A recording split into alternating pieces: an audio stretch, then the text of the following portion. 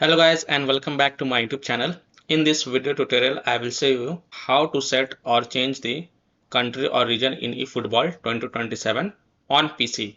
So without wasting time, here follow the steps very carefully. Now before performing these steps, let me tell you these steps will only work if you're launching the eFootball 2027 game for the first time.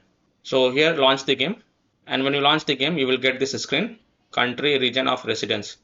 Select your country region of residence. Please input your personal information carefully as we will use it for setting an appropriate level of privacy protection. And here take a note, you cannot change your country or region later.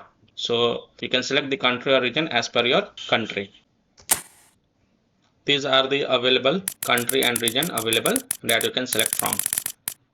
So please select the country or region as per your country. And then select continue and then press the enter key on your keyboard and then confirm it.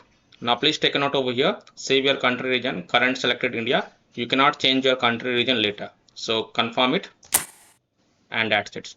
So by following these steps, you can set the country or region in eFootball 2027 game on PC. So that's all for this video.